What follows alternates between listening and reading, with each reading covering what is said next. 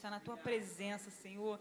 Que maravilhosa presença Sua nesse lugar, ó Deus. Obrigada.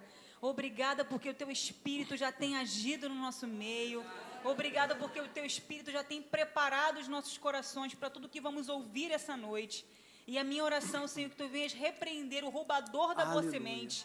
Repreende, Deus, todo roubador. Se Satanás quiser lançar, ó Deus, durante a mensagem, qualquer coisa para atrair a atenção do meu irmão, que Tu possas repreender agora em nome de Jesus. Tira os tampões dos nossos ouvidos.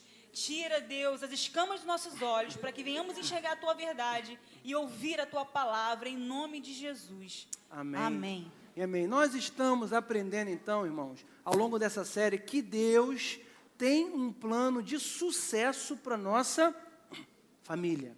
Você pode falar isso, Deus tem um plano de sucesso para a minha família.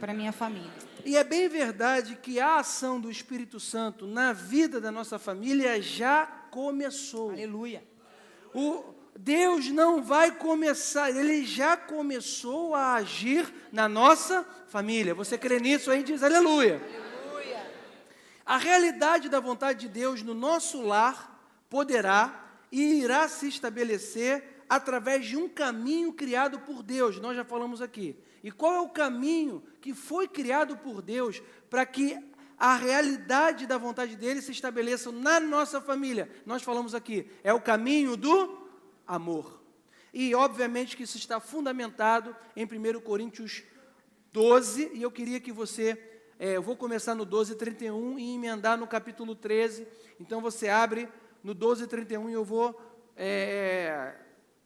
adentrar no capítulo 13, 1 Coríntios. Quanto você acha aí em um segundo? Quer ler? Lê um, lê outro. Vou fazer uma leitura responsiva. Achou aí? 1 Coríntios 13, versículo 1. Dá para enxergar aqui? Vai você. Ainda que eu Desculpa, não. Ademais, segunda parte do versículo 31 diz: ademais, eu vos mostrarei um caminho sobremodo excelente.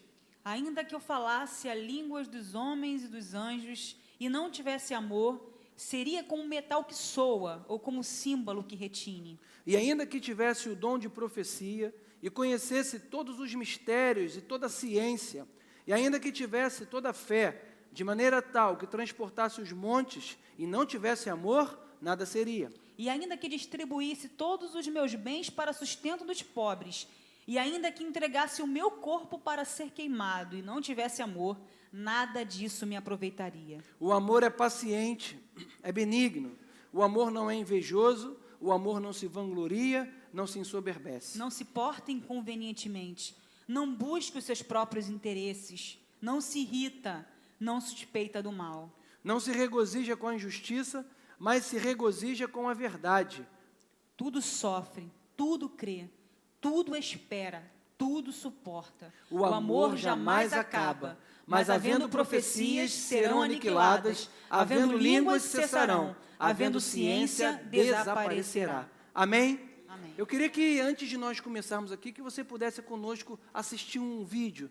A gente vai começar novamente com um vídeo. Na verdade, esse vídeo, só dando uma explicação, porque hoje nós vamos falar sobre as linguagens do amor na família, não só dentro do casamento, mas nos relacionamentos com os filhos. E a gente vai começar passando um vídeo interessante, na verdade é uma música e tal, você vai ver. Pode apagar a luz.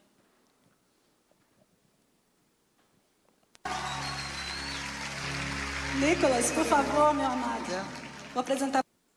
Esse é o vídeo de 13 minutos. É. Você viu a violação de 13 minutos? Porque tem vários vídeos sobre esse irmão.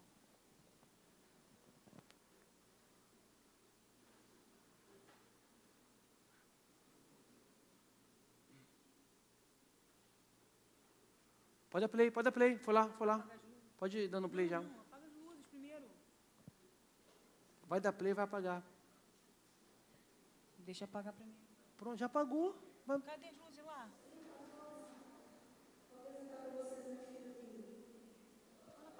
Vai apagar. Nicolas, por favor, meu amado. Vou apresentar para vocês meu filho lindo. Fio, né, gente? Nicolas tem 13 anos. E um certo dia a gente estava à mesa e o Nicolas começou a abrir o coração dele. E a gente incentiva nossos filhos a fazerem isso.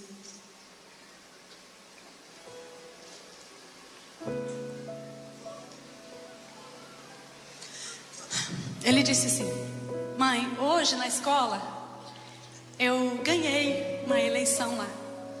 E eu fiquei feliz, né? Eu sabia, filho, porque você é abençoado, que você ia ganhar mesmo. Ele disse: não, mas não foi bom não. Eu falei: não? Como assim não foi bom? Você ganhou a eleição. Ele: não, eu fui eleito o aluno mais insignificante da escola. E ele estuda numa escola cristã, estudava na época. E eu disse: como assim? Eu havia escrito um livro, não sei se vocês conhecem, chamado Zé Ronaldo, uma história de valor, onde o Zé Ronaldo se achava insignificante. E essa maldição veio, né? Esse bullying está em todo lugar, mesmo nos ambientes que a gente menos espera, como uma escola cristã. E eu disse a ele: filho, eu vou lá, né? Virei águia, criei lá. Aí o Espírito Santo falou comigo: calma, filha, você tem ungido seu filho todos os dias, você tem proclamado a minha palavra todos os dias. Ele me conhece, pergunte a ele se ele sabe quem ele é, antes de fazer qualquer coisa. Eu perguntei: Nicolas, e você, filho? Você se sente assim mesmo? Você acha que é verdade, que você é insignificante? Quem é você? O que você respondeu, filhinho? Eu respondi: mãe, eu sei que eu não sou insignificante. Eu sou filho amado de Deus.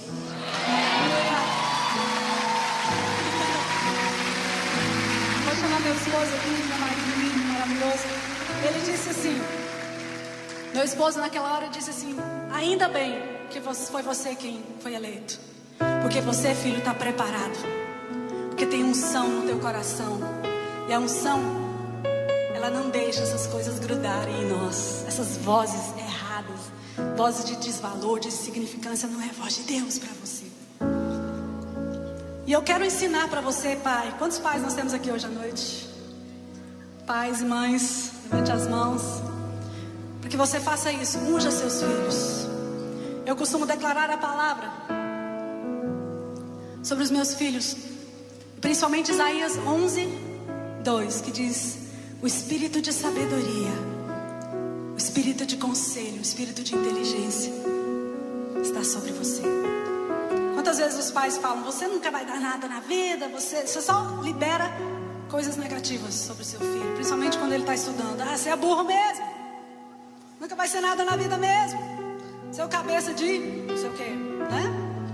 Você, meu amado, preste atenção. Nós, como pais, somos responsáveis para decretar nos nossos filhos identidade, propósito e destino. O que você fala hoje é um decreto que vai gerar o futuro do seu filho. O destino dos seus filhos está nos seus lábios, está nas tuas mãos. Não depende do pastor nem do professor da igreja. É você, pai, você, mãe.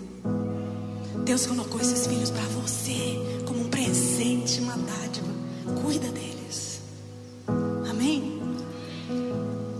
E essa unção é para selar a identidade, para que você saiba quem você é. Amém?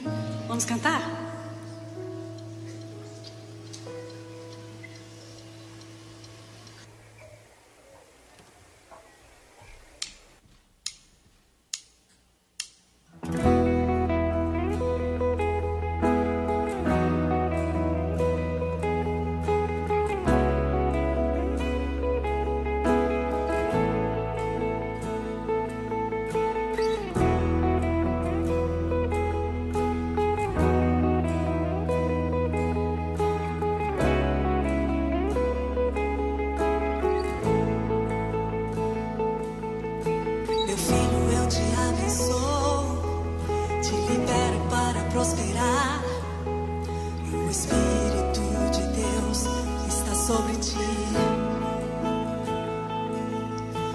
ungir a tua mente, teus ouvidos e o teu coração, para que você se lembre bem quem você é.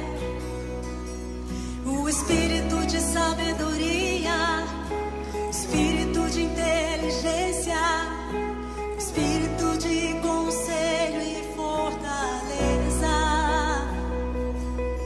o espírito de conhecimento, o espírito de temor, o espírito do Senhor está sobre ti, meu filho amado, abençoado.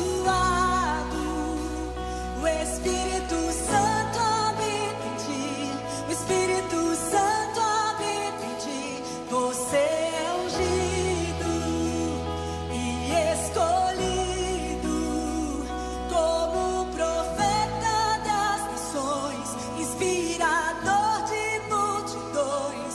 Tu serás filho meu.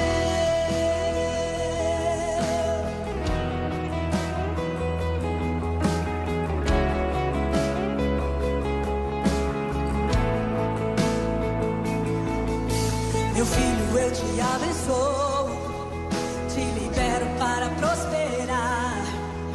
O Espírito de Deus está sobre ti. Quero ungir a tua mente, teus ouvidos e o teu coração, para que você se lembre bem quem você é. Meu filho amado, abençoado. O Espírito Santo habita em ti, o Espírito Santo habita em ti. Você é ungido e escolhido como profeta das nações, inspirador de multidões. Tu serás igual, filho meu.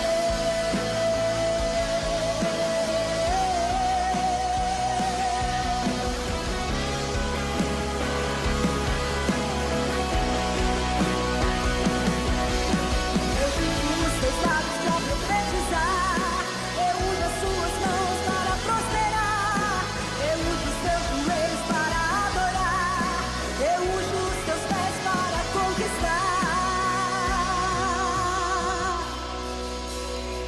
Sou filho amado, abençoado. O Espírito Santo habita em mim, o Espírito Santo habita em mim. Eu sou ungido e escolhido como profeta das nações, inspirador de multidões. Sou de Deus, sou de Deus.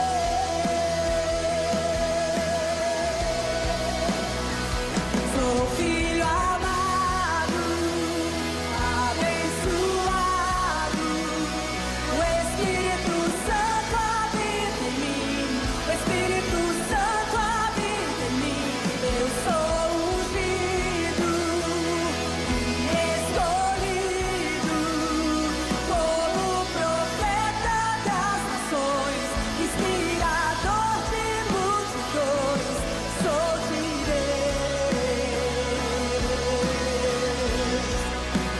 sou de Deus. Você é filho amado do Pai. Ninguém pode tirar a sua identidade de filho, porque eu sou filho amado. Amém. Covardia esse vídeo, toda vez que eu ouço eu choro. Eu estava pensando na mensagem desde o início da semana, né? A gente está prosseguindo falando sobre as linguagens do amor, e eu estava pensando na importância da gente incluir o relacionamento pai e filho, né? Aí, na sexta-feira, eu fui mostrar esse vídeo, para o Cleomar e para a Kelly, que estavam lá na casa da minha mãe. A gente começou a assistir, começamos a chorar, todo mundo ficou muito emocionado. Esse vídeo, essa música eu conheci porque a minha irmã canta muito essa música para a Vitória e para a Gabriela, as minhas sobrinhas. Caramba, gravidez é fogo. E eu falo, ou tu fala? vou me controlar. Eu acho que a parte mais importante é quando a Audacélia diz assim, a importância da palavra do pai na vida de um filho. O pai tem autoridade para decretar na vida do filho identidade, propósito e destino. O que você fala para o seu filho determina propósito, identidade e destino. Ela começa dizendo, o menino diz que foi eleito o aluno mais insignificante da escola. Ele recebeu um golpe enorme na sua autoestima. E quando ele chegou em casa, ele contou para a mãe como uma águia, né? Como ela falou, queria ir lá, eu não vou tirar satisfação. Porque como assim vão falar assim com meu filho? E aí ela perguntou, filho, o que você me diz sobre isso? Quem você é? Ele diz, eu sou um filho amado de Deus. Porque ele ouvia da mãe e do pai que ele não era insignificante, ele era um filho amado de Deus. Ele aprendeu com seu pai e com a sua mãe dentro de casa quem ele era, ou seja, ele aprendeu identidade, quem ele era em Cristo. E será que você, como pai, como mãe, tem decretado sobre a vida do seu filho identidade? O que você diz dele? O que você fala sobre ele? Que ele é um levado, que ele é um bagunceiro? O que você está decretando sobre ele? Que ele não se concentra? Você está decretando que ele tem dificuldade, que ele não é inteligente? Você, como pai, tem que abrir a sua boca e dizer quem é seu filho. Você é um filho amado de Deus, você é um eleito, você é um escolhido, você é um ungido, você será um profeta, você será um homem de Deus, você será uma mulher de Deus.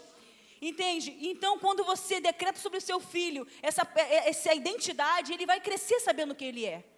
Identidade, propósito, ou seja, por que você está aqui? Qual o propósito da sua vida? É o pai e a mãe que tem que colocar na vida do filho propósito e destino. Se você diz que você não vai dar para nada, que você não vai ser ninguém na vida, o seu filho não será ninguém na vida. Se não for Deus para intervir e para mudar a história, ele vai cumprir o destino que o pai e a mãe decretou. Por que Esaú e Jacó brigaram para receber a bênção do pai? Porque a palavra do pai, realmente, isso é bíblico.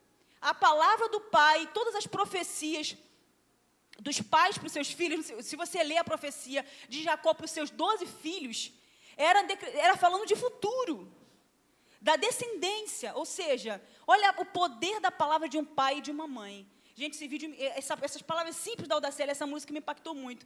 E desde então eu coloco a mão na minha barriga e eu canto sobre o Pedro, decreto, você será um profeta de Deus. Aleluia. Sabe?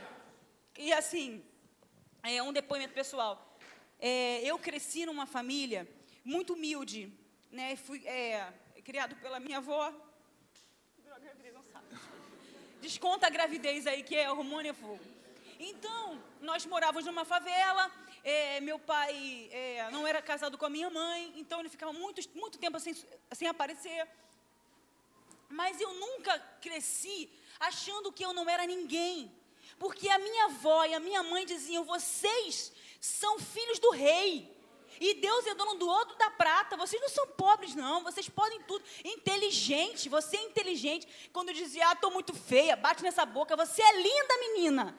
Você é linda. Eu cresci ouvindo palavras de afirmação. Então, eu cresci, embora num ambiente de pobreza, numa favela, embora num ambiente de limitações, a minha avó e a minha mãe sempre proferiram na nossa vida palavras. Então, na minha cabeça, não entrava que eu não podia.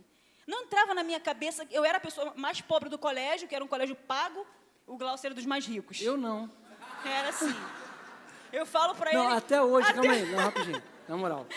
Rapidinho, esse negócio sobre palavra de afirmação, que a Amanda está falando da dona Margarete, da minha sogra, até hoje é assim. Você senta lá e está pensando, Margarete, quem é mais bonita? Carolina Dickman ou Amanda? Amanda? Claro que é Amanda. Gisele Bündchen, Amanda. E você ainda pergunta? Claro que é Amanda. Exatamente. Não é, Amanda? Então, eu tava falando... Então, a gente cresceu com essa coisa da autoestima. E no colégio, nós éramos os mais pobres. A minha mãe todo ano pedia desconto, porque eram 3 filhos num colégio particular. Aí a diretora falava, coloca no colégio estadual, que a gente te dá a carta e tal. Nunca deu um desconto e tal. E o Glaucio era dos mais ricos. Eu brinco lá em casa que ele comia 1 quilo de carne no almoço. Eu comia 1 quilo de carne a semana inteira lá em casa. Hoje em dia, quando eu faço bife para ele quer 1 quilo de carne no almoço. Eu falei, gente, na minha casa era 1 quilo de carne por semana. Que desperdício é esse? Mas, assim, eu fui criada num ambiente assim, mas na minha cabeça não era essa, porque minha mãe e minha avó me criaram com essa cabeça. Tu viu que eu melhorei a vida dela, né, irmão? Eu dei um bata-golpe do baú, nossa.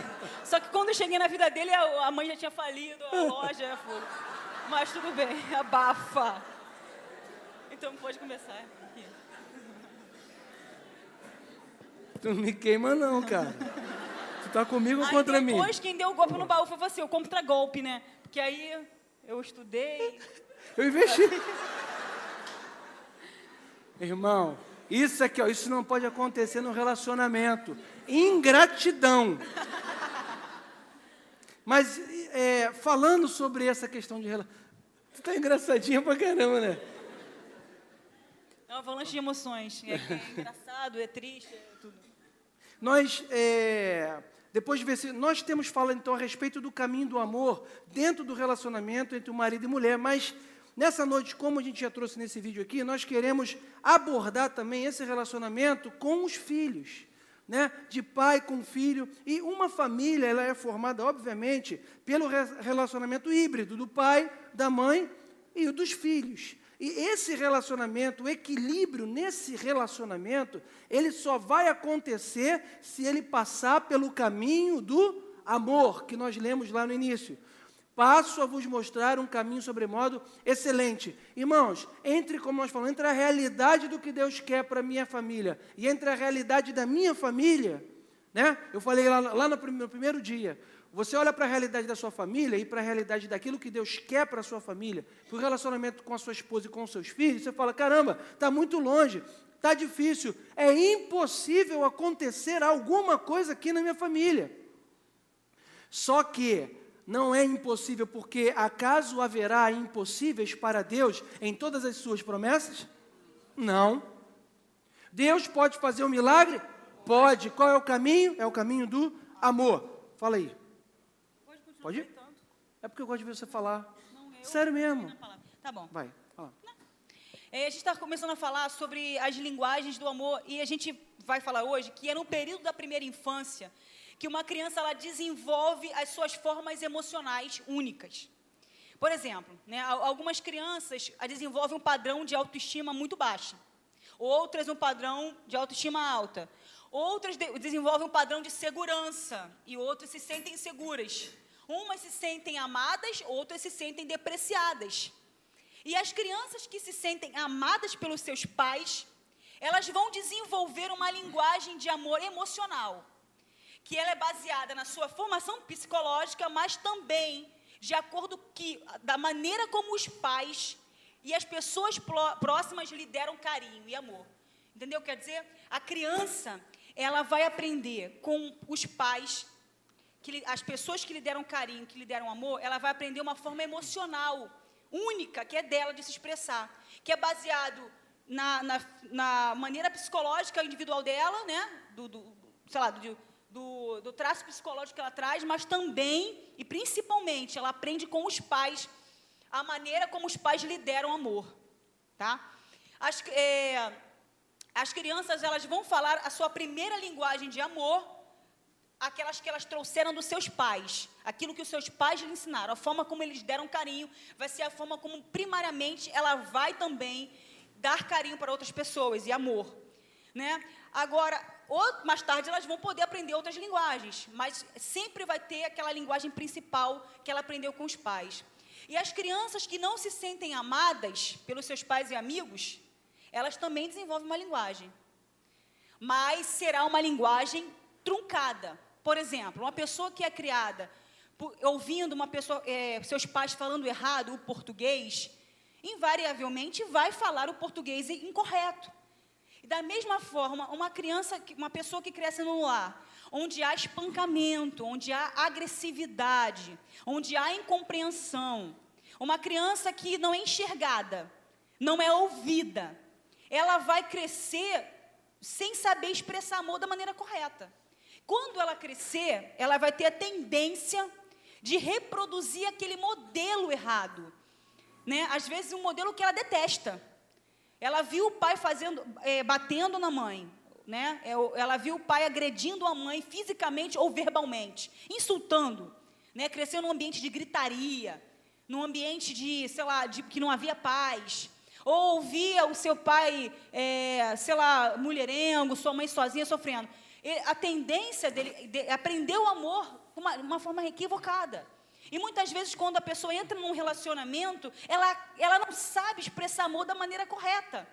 Por exemplo, pessoas que nunca ouviram um amor verbalizado, nunca foram de ouvir eu te amo, nunca foram de ouvir um elogio, também vão ter a tendência de não saber elogiar, de não saber expressar o amor de maneira verbal.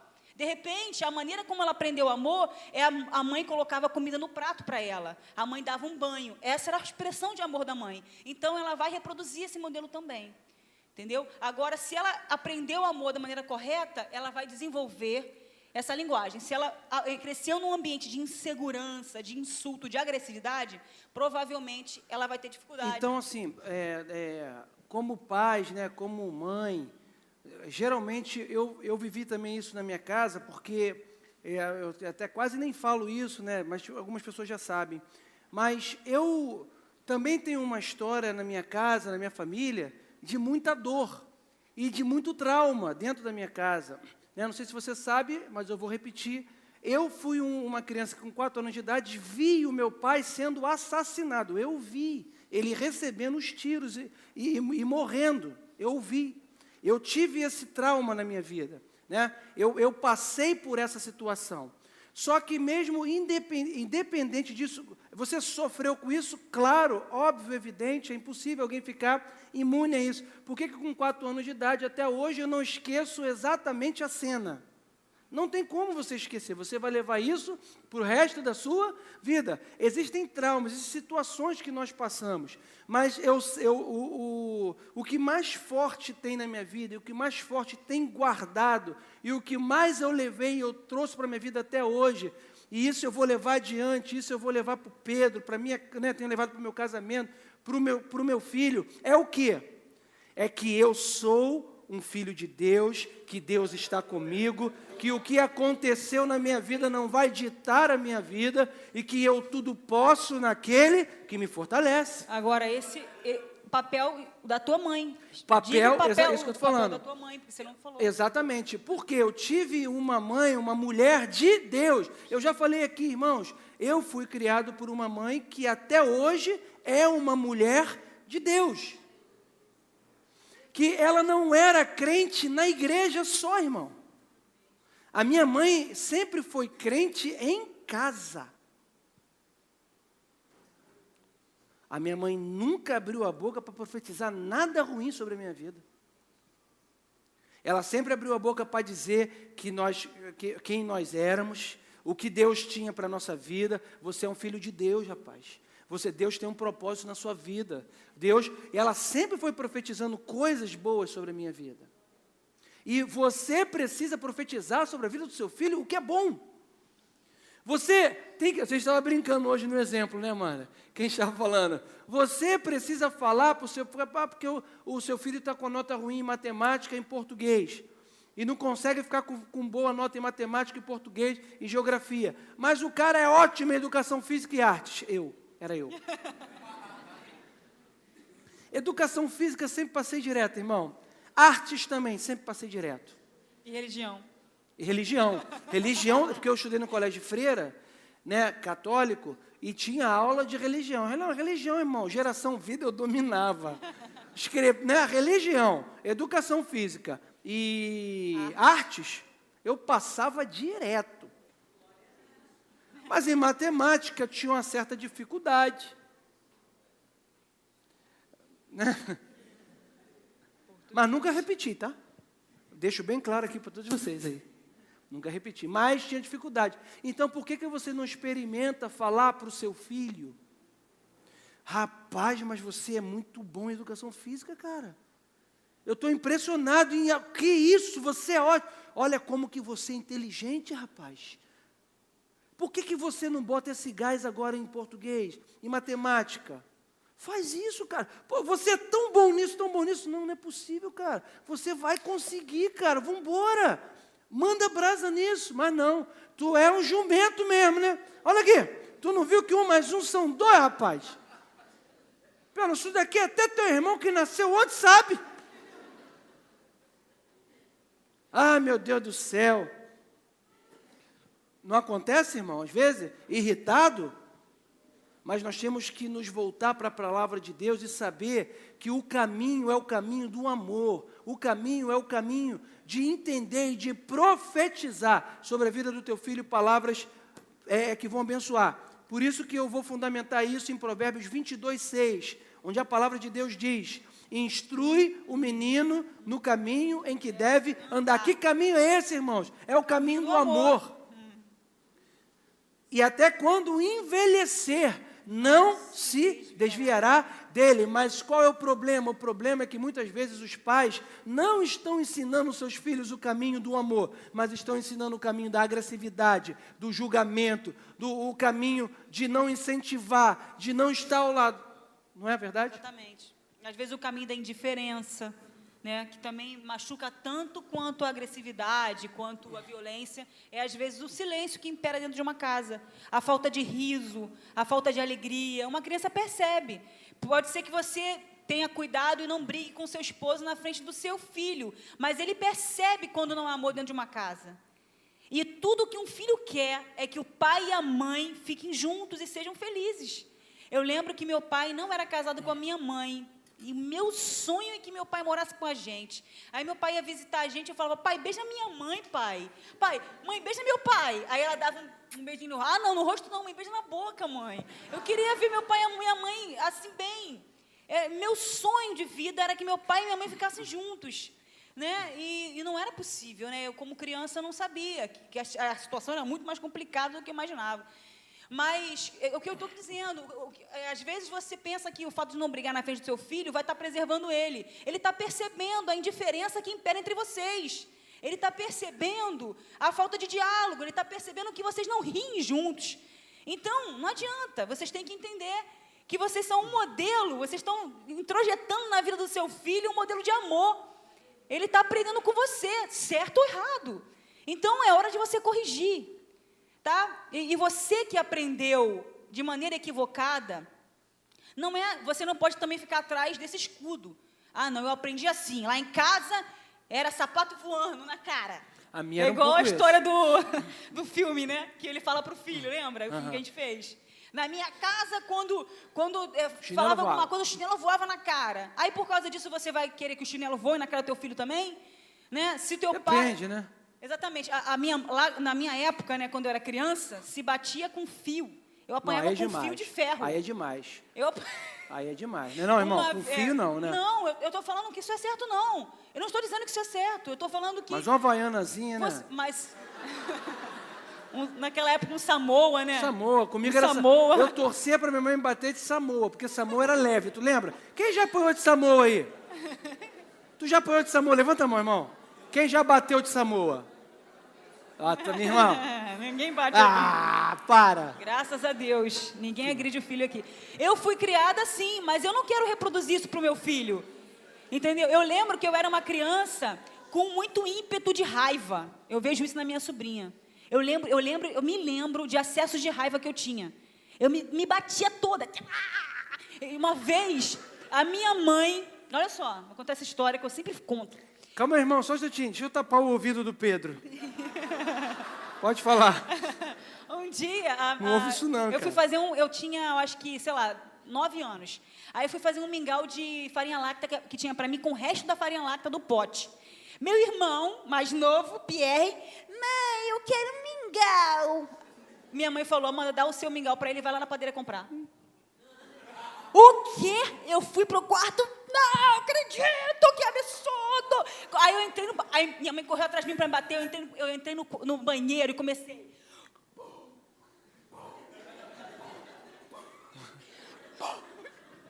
Cara, expressei toda a minha raiva, era muito raivuda. Aí passei meia hora batendo na porta. Aí passou um tempo, minha mãe falou assim, Amanda, pode sair, minha filha. Mãe, pode vir. Já passou já. Mãe, você não vai bater, não? Não, já passou, minha filha, não fez nada, não. Já tinha passado meia hora, eu estava no banheiro, meio cansada. Saí. Pra quê? Quando eu saí, só vi minha mãe de emboscada e minha avó por trás. Pega essa cabrita, Margarete! Ela foi atrás de mim. Me bateu de fio de ferro. Cara, com toda a raiva do mundo. E minha avó por trás. Pega essa cabrita. Pega essa cabrita, Margarete. Nordestina braba. Né? Lá da terrinha, né? Então, assim, minha mãe... Quer dizer, eu tinha essa forma de expressar minha agressividade... E a maneira como minha mãe aprendeu da mãe dela, que a maneira de educar era batendo. Entende? Mas eu aprendi agora, sei lá, na minha história de vida, eu me convenci de que essa forma não é uma forma ideal. Porque não me impedia de, sei lá, depois de 2 dias ter um ataque de raiva de novo. Entende? Eu acho que, embora eu tenha recebido esse modelo dos meus pais, da minha mãe, no caso, é um modelo que eu não quero reproduzir. É o modelo da agressividade, é o modelo da violência. Entende? Embora você esteja à vontade para corrigir seu filho, porque a Bíblia diz, fustiga a criança com vara. Né? Minha avó era literal, minha avó usava uma varinha mesmo. Minha avó pegava da goiabeira, limpava, e ela ficava o dia inteiro com a varinha na mão. Minha avó era assim, ó, com a varinha na mão, no quintal. E minha avó, ela corrigia a minha mãe. Minha avó falava assim, Margarete, você está errada, porque você bate nos seus filhos com raiva. Não se educa a criança com raiva, ainda fazia isso, né? Ela insuflava minha mãe, depois falava que minha mãe estava errada. Você tem que bater, minha avó batia assim, cirurgicamente. Estou te batendo porque você, cirurgicamente, na perna e no coxoado. Tem algo importante aqui, que não importa que tipo de linguagem, como você recebeu o amor, como você está expressando, às vezes, no seu casamento, você está reproduzindo uma forma, às vezes, não a melhor, com o seu filho e com o seu próprio esposo, ou com a sua esposa. E, muitas vezes, a Amanda falou que nós nos abrigamos sob um escudo de que, mas eu aprendi assim, é assim que vai ser com os meus filhos. E nós vamos reproduzindo, às vezes, até aquele modelo que nós mesmos não aprovamos. Irmãos, isso não pode ser um fundamento para nós continuarmos avançando da maneira errada dentro de casa. Por quê? Porque a partir de você, quando Cristo entrou na sua vida, tudo mudou. Quando Cristo entrou, você fala assim, pastor, mas eu não tenho um modelo de casamento legal, porque eu não vi isso dentro da minha casa, eu não vivi isso, os meus pais não tiveram um bom casamento, eu não tive pai, enfim, N situações podem acontecer, então por isso eu não acredito, não. Em Cristo, você agora foi chamado para fazer uma nova família, para construir um relacionamento diferente daquele que você julgou não ser bom e que a partir de você, da sua esposa, do seu filho, essa família vai ser uma família segundo os padrões de Deus para a honra e glória do nome dEle. Então, a sua família hoje, ela está completamente pronta em Cristo para ser uma família forte, modelo, cheia do Espírito Santo. Por quê? Porque diz lá em 2 Coríntios 5,17, pelo que se alguém está em Cristo, é nova criatura. As coisas velhas passaram, e eis que tudo se fez novo. Agora é um novo marco na vida da sua família. A partir desse momento, a partir com Cristo, tudo tem que ser novo na sua família. Psicólogos infantis, isso aqui a gente tirou aqui de um livro, e dizem que toda criança possui necessidades emocionais básicas que devem ser supridas para que se possa atingir uma estabilidade emocional. Então, entre elas, nenhuma é tão essencial para um filho quanto o amor, a afeição e a necessidade de sentir que pertence ao outro e que é querido. Ou seja, o seu filho, o meu filho, o nosso filho tem que saber, ele tem que perceber que ele é amado pelo pai e pela mãe. O seu filho tem que falar assim: caramba, eu percebo que o meu pai me ama. E ele corre para você e ele se sente seguro, obviamente, com a sua presença. Você e eu precisamos passar isso para os nossos filhos. Por exemplo,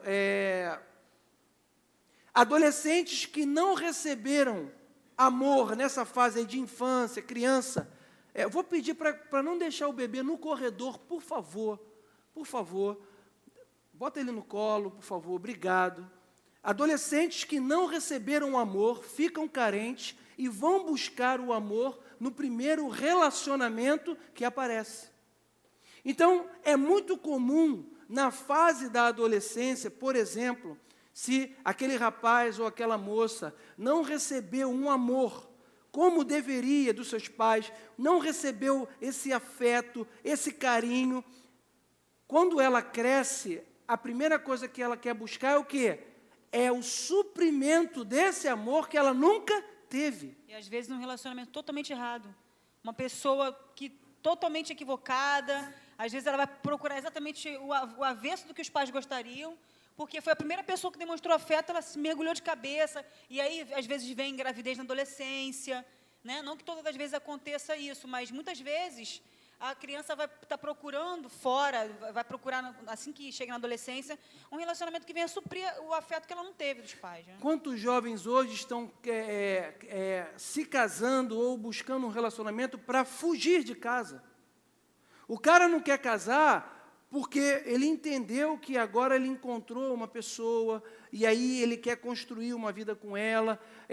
Porque, irmãos, o casamento não pode ter como fundamento uma fuga. Não, eu vou casar porque se eu casar, então eu saio de casa. Se eu casar, então eu fico livre do meu pai e da minha mãe, eu faço o que eu bem entendo. Só que ela vai perceber que quando ela entrar no casamento, ela vai perceber que um casamento é algo muito sério.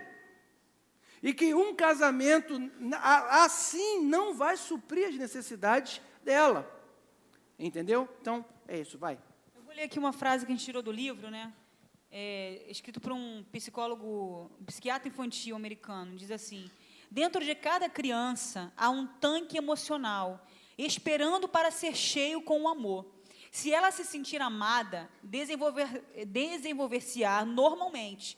Porém, se seu tanque de amor estiver vazio, ela apresentará muitas dificuldades.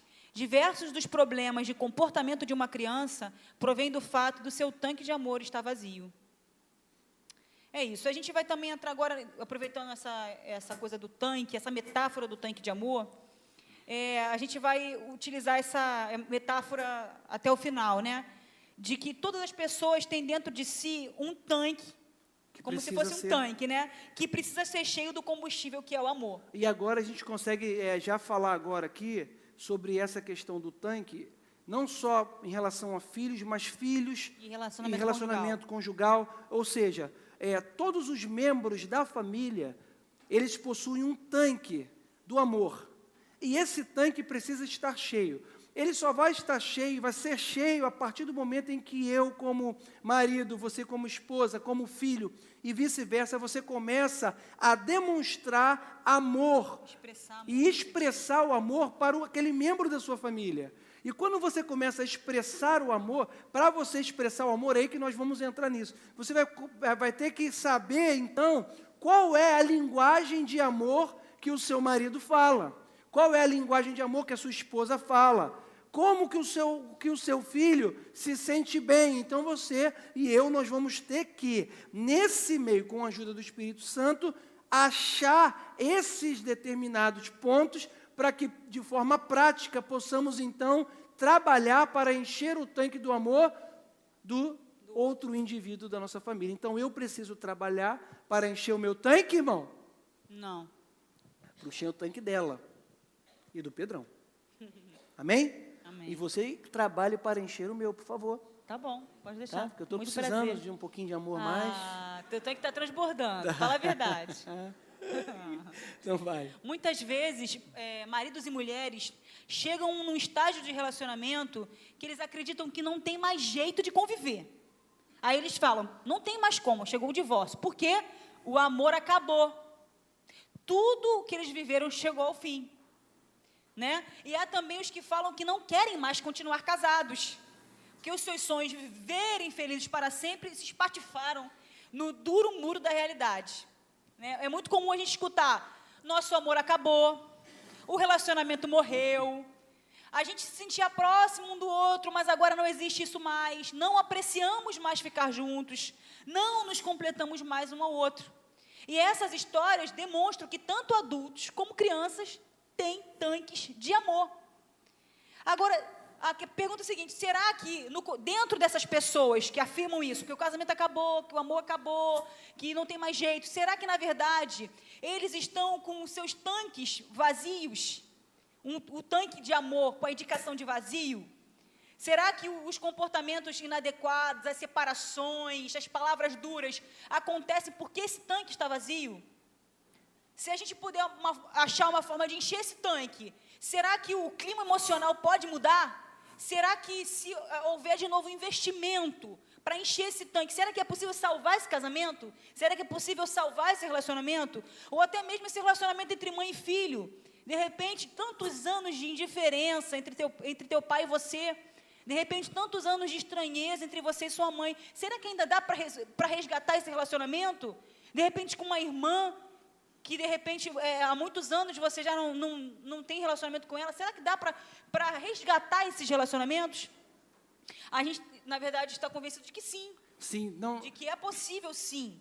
Que é possível resgatar, investindo novamente no amor, expressando o amor da maneira correta. É impossível, num relacionamento familiar, você caminhar, você avançar, você progredir num casamento relacional dentro da família, se o tanque do amor dos membros estiverem vazios. Irmãos, é só nós compararmos isso com um automóvel.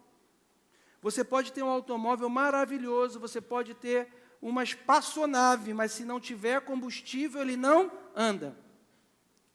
E isso aqui é diretamente comparado a Coríntios 13. Ainda que eu falasse a língua dos homens, dos anjos. Ainda que eu tivesse fé para transportar a montanha, ainda que eu tivesse, ou seja, vamos fazer um trocadilho aqui, ainda que eu tenha construído uma casa maravilhosa para morar com a minha esposa e com meus filhos, ainda que o meu filho tenha tudo o que ele queira, ainda que eu, ainda que eu tenha, enfim, que tudo externamente esteja maravilhoso, ao ponto de olhar e dizer, caramba, que bom, o seu filho está numa boa escola, a sua esposa compra a roupa que quer, a sua esposa vai no shopping e tem um cartão sem limites, aleluia. Tem tudo, tudo. Mas se o tanque do amor estiver vazio, nada disso vai adiantar. Agora, o bom é que tenha tudo isso com o tanque do amor, irmão. Oba! Que a gente também não pode falar assim, não precisa de nada. Precisa também, né, irmão? Faz mal? Não faz mal, não. Então, estuda, trabalha, corre atrás, né? Seja fiel a Deus. E também, que isso daí também é importante. Mas, irmãos, não é o mais importante. E muita gente, no afã de ganhar vida, né, de dar conforto à sua família, acaba negligenciando exatamente as pessoas mais importantes. Fica tempo demais no trabalho, chega em casa cansado, não brinca com os filhos, não senta para conversar com as crianças, já não tem mais tempo para conversar com a esposa, né? Às vezes tão cansado, até para o próprio relacionamento sexual, né? Então, chega um momento em que o tanque vai ficando vazio de todo mundo, aí todo mundo insatisfeito, uma família onde não tem amor. Por causa disso. Por causa disso, exatamente. Porque o tanque não está sendo cheio. Então, irmãos, nós temos que voltar para o princípio de toda essa série que nós estamos dando, de que a família é a coisa mais importante que eu e você temos e que Deus nos deu. Tá com vontade de sentar? É? Não, vou ficar em pé. Senta aqui. Só falta mais um pouquinho. Entendeu, irmãos?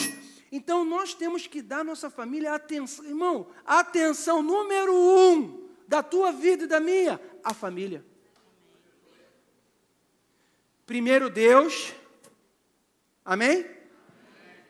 depois a família, depois a igreja. É, pastor? É. Como que é na minha vida? Primeiro Deus, depois a minha família e depois a igreja. Amém. Porque isso seria até uma palavra para líderes, né? E essa foi a palavra que nós recebemos da nossa liderança na Nova Vida, no conselho, no último congresso de pastores que nós tivemos lá em Águas de Lindóia, onde foi falado para nós, pastores, exatamente sobre isso. Porque muitas pessoas, num afã, o que adianta, estou falando agora de mim, um pastor ser uma bênção para a igreja, ganhar multidões e perder sua família? Aí o pastor estava dando, o pastor não, foi o bispo que estava dando, o bispo Robson, acho que foi ele que falou isso. Não foi ele que falou do negócio do Maracanã, do filho? Acho que foi. Foi ele. Que pastor, a vida inteira, o filho nasce, é pastor, papai, o moleque torce para um time, né? Gosta de um time e tal. Nunca foi no Maracanã domingo. Eu tinha apresentação de futebol, o pai não podia ir, porque domingo é o quê? Está pregando, está aqui, né? Está na igreja. E domingo é o dia do Senhor, é ou não é? É. Mas o que ele decidiu fazer? Ele falou, não, é o meu filho, e eu vou tirar um domingo desse, eu vou para o Maracanã com ele no domingo, ver uma final do time dele, eu vou com ele, e eu vou ver ele jogar o campeonato dele num domingo desse de manhã. Só que eu vou explicar para ele que eu não posso, e nem ele, nós não podemos fazer isso todos os domingos, porque o domingo é o dia do Senhor. E aí, quando eu falar com ele, olha, hoje não é, a gente vai amanhã, mas amanhã é o dia do Senhor, você esqueceu disso? O que seu filho vai entender? Ele vai saber, é verdade, é o dia do Senhor, eu quero ir com meu pai para a igreja, porque eu sei que o meu pai me ama também, e se fosse necessário, ele também iria comigo, mas eu entendi que hoje é o dia do Senhor, ele não vai ficar chateado, ele não vai detestar a igreja, porque você já pensou? O que eu vou ensinar para o meu filho? Ele vai falar, não, a igreja só atrapalha a minha vida com meu pai. A igreja só me afasta do meu pai, então quando eu crescer eu quero sair da igreja. Muitas vezes você não entende por que filhos não querem mais estar na igreja depois que entra na idade da razão. Né? Eu conheço uma pessoa que praticamente perdeu a sua família por causa de um entendimento errado sobre fazer a obra de Deus. Achava que tinha que largar a casa, aí o seu esposo não serve a Deus. Aí você quer passar na goela abaixo para o teu esposo, que ele não quer saber. Eu vou estar na igreja quinta, vou estar na igreja domingo de manhã, vou estar no culto de oração, vou estar no seguinte, que se quiser, você que sabe. Está errada, irmã. Tem que respeitar o seu marido. O seu marido continua sendo o seu marido. Ele é uma bênção na sua vida. E você vai entrar num acordo com ele. E se para ele é importante, num domingo à noite, ele ficar contigo, o que você com sabedoria vai fazer? Eu vou ficar contigo hoje aqui. Eu fui de manhã, chegou, fez o almoço. Irmão, na tua casa você tem que estar em kit com as suas obrigações em casa. E se for marido, também tem que estar kit com as obrigações com a esposa. Porque a hora que tu falar, não, eu vou à casa de Deus, que vai ter algo para eu fazer lá, o que ele vai falar ou ela vai falar? Nada. Por quê? Porque todas as suas obrigações, o cuidado que você tem que ter para com ele, estão cumpridos. E o dia que você, num domingo, de repente à noite, falar, são 6 horas, você não vai se arrumar, não? Por quê? Hoje não é culto, agora 7 horas? Então vai para a igreja. O bispo estava me contando outro dia um testemunho disso que ele viveu lá no ministério dele, que ele falou isso para uma irmã uma vez. Ele falou, irmã, você vai fazer isso, você entra no acordo com o seu esposo. Você não queira, entra no acordo, porque vai chegar o dia que ele vai falar para você assim, por que você está em casa? Você vai se atrasar para a igreja? Pode arrumar um menino para ir para a igreja. E daqui a pouco quem vem é ele. Sabe por quê? Porque ele vai falar assim, que Deus é esse maravilhoso que dá para minha esposa um senso tão bom de equilíbrio, de razoabilidade. Mas a falta de sabedoria, às vezes, não está nem no script, né? Vai. Mas tá bom. O tempo acabou, na verdade, né? Falta 1 minuto. Eu queria só entrar no tema que a gente vai falar, então, na semana que vem. Não sei se vai dar, né? Porque semana que vem é vertical. É vertical, não mas, de é repente, musical. Dê tempo. A gente queria falar da primeira linguagem de amor, que a gente, na verdade, está se baseando naquele livro, 5 Linguagens do Amor. Quem já leu esse livro? As 5 Linguagens do Amor. É um livro que está até disponível em PDF na internet. E é um livro legal, muito bom, escrito por Ele é um psicólogo terapeuta cristão, terapeuta familiar. E a primeira linguagem de amor que ele traz e que a gente vai trazer também, e que geralmente é a primeira linguagem de amor que muita gente fala, que é chamada as palavras de afirmação. O que seriam palavras de afirmação? São elogios, são palavras de encorajamento, palavras bondosas, palavras humildes. Né? Por exemplo, existem pessoas que aprenderam na sua infância, com seus pais, como eu aprendi com a minha avó e com a minha mãe. A minha primeira linguagem de amor é palavras de afirmação. Então, eu sou movida a elogio. Eu preciso, todos os dias, ouvir elogios. Tudo que eu faço, eu gosto de ter uma afirmação. E o Glaucio, ele aprendeu com o tempo, claro, principalmente no período de namoro. Por isso, gente, o namoro é um momento importante para você já descobrir qual é a linguagem que o outro fala. Para que você não sofra isso de ter que, no casamento, descobrir. Observa a sua namorada, no seu noivo ou noiva, qual é a linguagem de amor que ele fala, qual é a forma de amor como mais ele se expressa. Porque assim você começa a falar a linguagem e já aprende. Eu fui ensinando para o Glaucio desde o nosso namoro, porque ele nunca foi de verbalizar amor.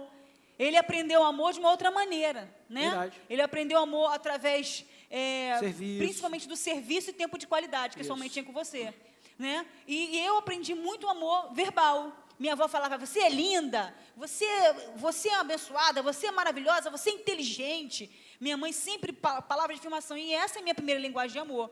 Então, quem tem essa primeira linguagem, tem a necessidade de ouvir elogios, né? Ouvir palavras de encorajamento, né? Precisa de um empurrão verbal, né? E se o cônjuge não der, essa pessoa não vai se sentir amada. Aí a pessoa não entende, poxa, eu estou sempre do teu lado, eu faço tudo por você, faço uma comidinha para você, eu te dou suquinho na mão e você não se sente amada por mim? Poxa, eu coloco comida no prato, poxa vida, eu sou um excelente pai e você não se sente amado por mim? Não, porque você não repara que ela fez o cabelo, ela está toda linda, toda bonita e você não falou que ela está linda, maravilhosa. Ela é uma excelente mãe, mas você nunca elogiou ela. Olha que mãe maravilhosa que você é, que comida gostosa que você faz. Então, ela se sente explorada. Eu faço comida, eu faço toda essa casa, ninguém me elogia, ninguém reconhece. De repente, você ama a sua esposa, você ama a sua mãe, mas você não é capaz de abrir a boca para dizer, mãe, obrigada. Que feijão. Essa semana, eu comecei a usar as palavras de afirmação, né, com todas as pessoas ao meu redor. Aí eu cheguei, mãe, só a senhora mesmo. A senhora é maravilhosa, a senhora faz um bolo de banana maravilhoso, mãe. A senhora... Aí a mãe, para puxar saco. Aí ontem eu falei, Glaucio, não existe marido como você é maravilhoso. Tá puxando meu saco. Eu falei, ai, que saco, poxa vida. Caramba, eu estou expressando amor para todo mundo aqui, ninguém está entendendo. Estou usando palavras de afirmação. Poxa, me entende? Então, a gente vai progredir semana que vem. Deixa eu só dar a base aqui. Tá. 10 minutinhos aqui, tá bom, irmão? Vamos lá, tu vai aguentar. Falando muito. Ó, a palavra de afirmação, ela tem base bíblica. Proferir palavras de afirmação para o cônjuge, para os filhos, tem base bíblica. E lá em Provérbios 18, 20, diz assim, o homem se fartará do fruto da sua boca, dos renovos dos seus lábios se fartará. A morte e a vida estão no poder da língua, e aquele que ama comerá do seu fruto. Efésios 4, 29, não saia da vossa boca nenhuma palavra torpe, mas só a que seja para a necessária edificação, a fim de que transmita graça aos que ouvem. A primeira linguagem do amor que nós vamos tratar aqui agora é a chamada palavra de afirmação, que significa expressar por meio do amor em palavras, tais como a Amanda falou, elogio, palavras de encorajamento, palavras bondosas e palavra humilde.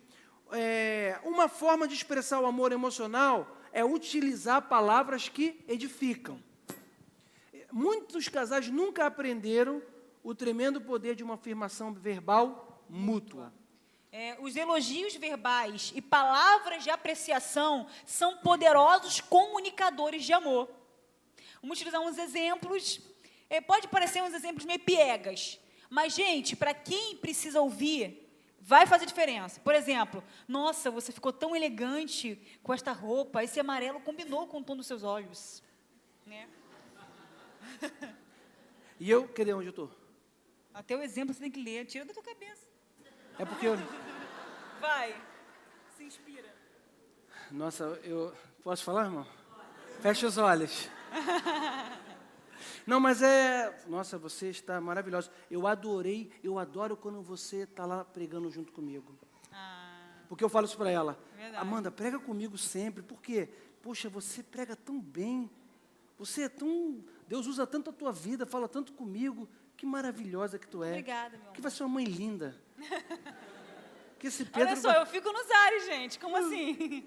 Ele vai enchendo o tanque de amor, tem hora que eu tô lá nas nuvens. Meu irmão, mas eu falo mesmo para ela, o tempo inteiro, eu falo assim, Pedro, tu se deu bem, cara.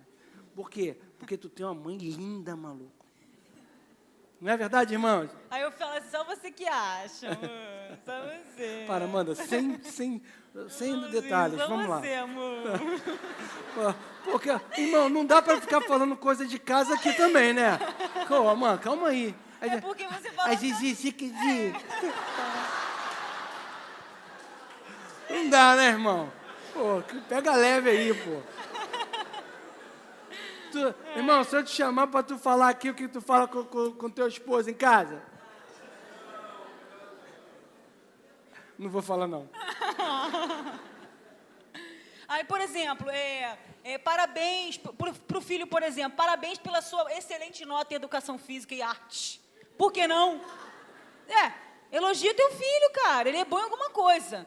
Em vez de ressaltar o defeito dele, começa a ressaltar a qualidade. Porque isso, olha só, isso, irmãos, isso vai trazer uma segurança para o seu filho. Quanto mais você ressalta aquilo que ele faz de bom, isso é um tanque, é um combustível para ele falar assim, caramba, porque é mãe e pai, cara. O que a mãe e o pai falam é o que...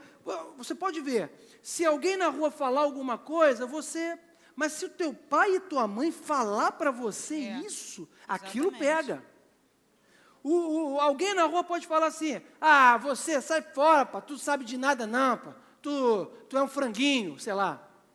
Criança, tem muito isso, né? Mas se o teu pai e a tua mãe falar, rapaz, você é um fracote, rapaz. Tu é um fracote. Aí, tá chorando de novo. Todo mundo te arrebenta na rua, né? É um fracote mesmo, rapaz.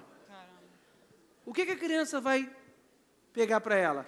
Eu realmente sou um fracote, eu sou mesmo um coitado e tal. Mas se você fala, não, rapaz, Deus está contigo, você é um rapaz de Deus, vem cá, e você começa a ressaltar aquilo que ele tem de bom, como que a autoestima do seu filho vai ficar, irmão?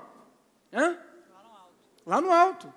Eu estava falando com o Glaucio e lembrando, até vou trazer um exemplo meu. Eu falei, Glaucio, vou falar desse exemplo, um pouco assim, triste, né? Assim, para mim. Eu morro de rir com o Glaucio, que meu pai morreu há 21 anos. Não, isso você tem que botar uma câmera para tu ver como meu pai morreu há 21 anos. Toda vez que eu falo no meu pai, que é quase todo dia, eu choro. O Glaucio, eu não estou acreditando, você está chorando de novo. Mas por quê? Cura interior. Cura interior. Mas não é... As coisas que os seus pais fazem, que você como pai e como mãe fazem, eu ainda não... Quer dizer, eu sou mãe, mas ainda em projeto, sou uma mãe em formação. Mas eu sou uma filha, né? Então, eu lembro que uma vez eu fui visitar meu pai não morava com a gente, não era casado com a minha mãe. Aí eu fui com a minha prima de surpresa no sítio onde ele morava. E não existia telefone naquela época, não existia celular e ele não tinha telefone. E a gente chegou de surpresa. Quando a gente chegou lá, a mulher dele estava lá. E aí, ele ficou numa saia justa, coitado. E eu, criança, não estou nem aí, né? Meu pai, tal, pai. Aí ele me puxou num canto, me levou para debaixo de uma árvore, de uma jaqueira, me lembro até hoje. E ele falou assim, Amanda, não me chama de pai. não me chama de pai na frente daquela mulher. Aí eu vi aquilo, eu tinha 6 anos. Aí eu falei, vou chamar sim, pensei eu. Vou chamar sim. Mas aí eu lembro que, depois que ele morreu, a mulher dele falou, a gente acabou se conhecendo, e a mulher dele disse, naquele dia, ela enxergou de longe o que estava acontecendo. Ela disse que caiu um raio naquela árvore, queimou aquela árvore, secou, e ficou marcado na cabeça dela aquela imagem, porque ela percebeu o que estava acontecendo de longe, né, e ela intuitivamente, ela sentia que eu era filha dele, e ele falou, não me chama de pai na frente daquela mulher. Cara, aquelas palavras que meu pai me disse aos 6 anos de idade, eu cheguei em casa e falei, mãe, meu pai falou isso, isso e isso. Aí a mãe, não, bobagem, minha filha, que às vezes minha mãe me inventou uma desculpa. Tapou o sol com a peneira. Que minha mãe é ótima nisso. Tapou o sol com a peneira, mas eu cresci anos e anos com isso na minha cabeça. E meu pai também. Tanto que, com 11 anos de idade, meu pai teve um câncer. E aí, ele mandou chamar a gente, que nós éramos os filhos mais novos, que os filhos mais velhos não conheciam. Ele nunca tinha apresentado a gente para a família dele, para os 5 filhos mais velhos que ele tinha. Só que quando ele ficou doente e acamado, ele não podia sair para visitar a gente. Ele ficou um tempão desaparecido, a gente não sabia o que tinha acontecido. E aí vieram as minhas irmãs, veio uma irmã minha toda vestida de preto, de luto, porque descobriu que a gente existia, né?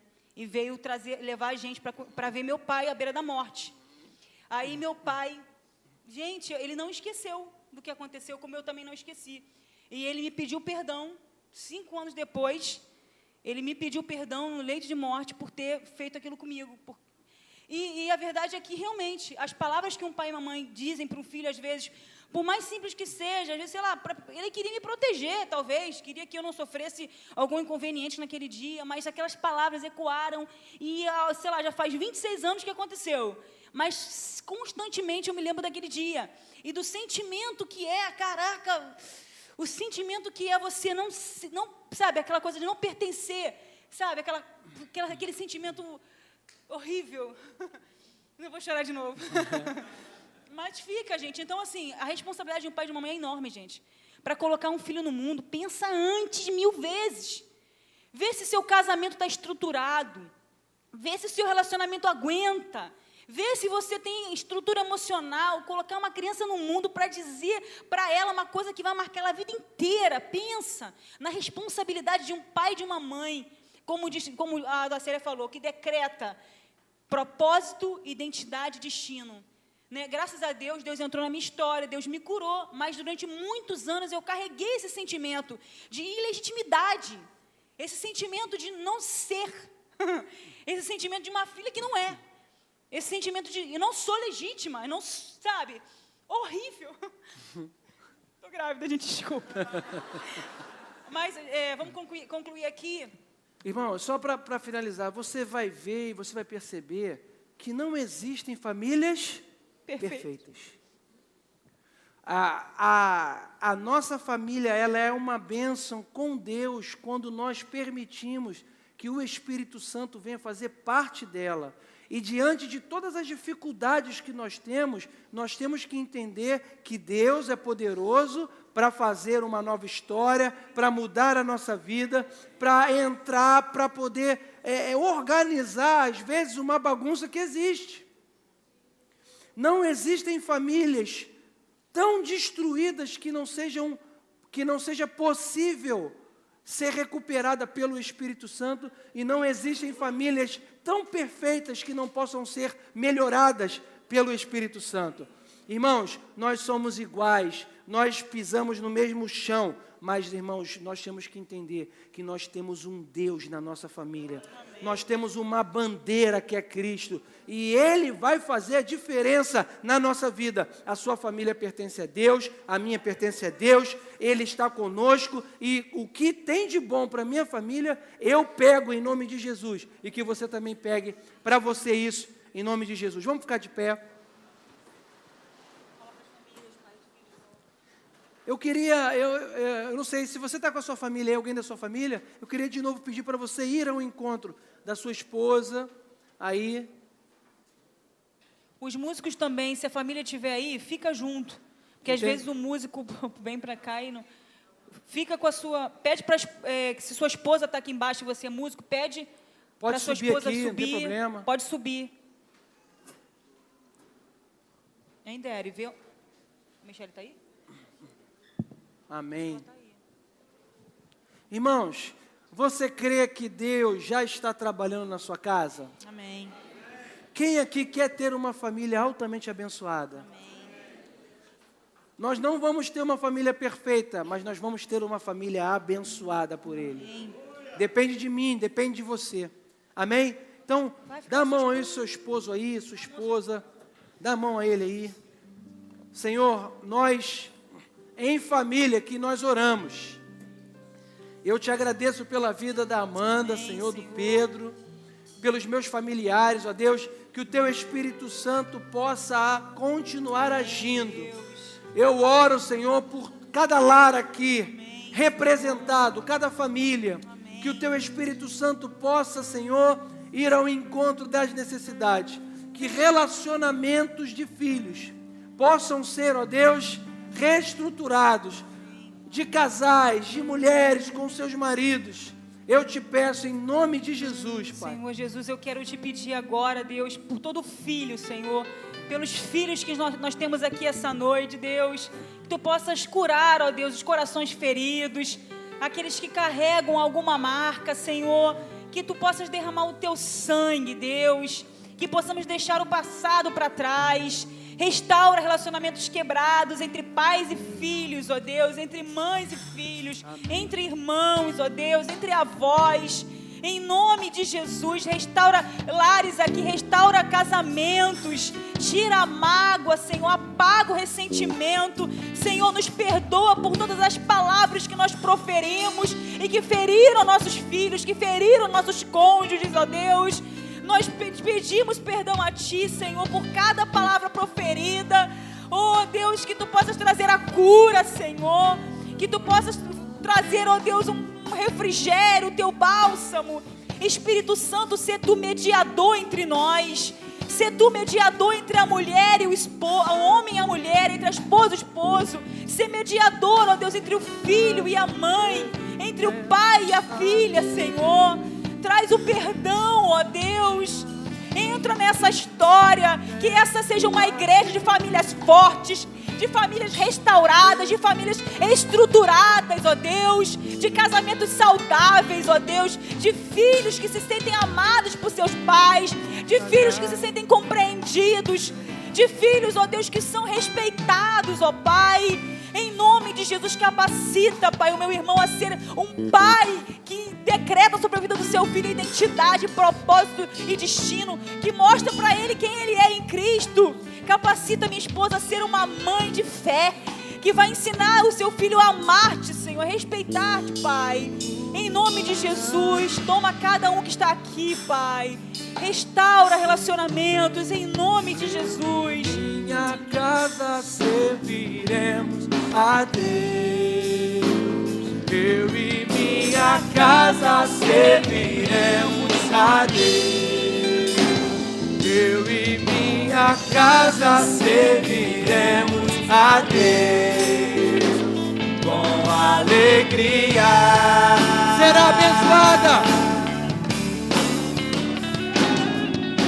Será abençoada minha descendência, frutificará a tua presença, como um bom perfume, meus filhos irão perfumar todas as nações. Declara: eu e minha casa serviremos a Deus. Eu e minha casa serviremos a Deus. Eu e minha casa serviremos a Deus com alegria. No começo. Quero consagrar meu lar a Ti. O nosso nosso futuro para te servir. Com toda a minha força e entendimento, quero dedicar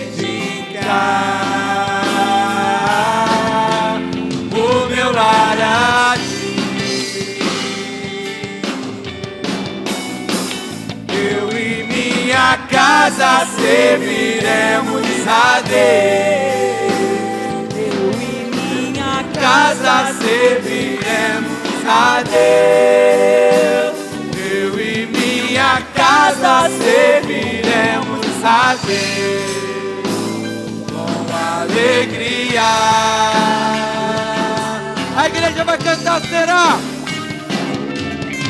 Será Abençoada Declara isso. minha descendência. Aleluia. frutificará a tua presença como bom perfume. Meus filhos irão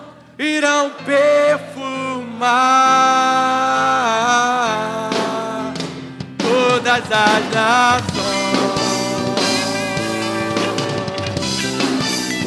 Eu e minha casa serviremos a Deus. Eu e minha casa serviremos a Deus.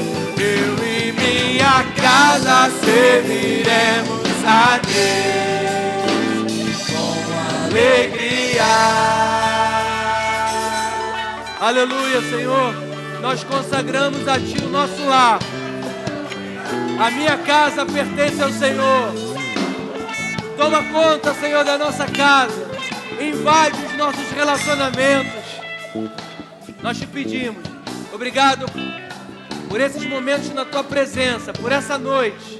Leva-nos em paz, guarda-nos, livra-nos do mal e que possamos, ó Deus, ter uma semana abençoada. Em nome de Jesus, amém. Boa noite, Deus te abençoe rica e abundantemente. Louvor, fique aqui, por favor.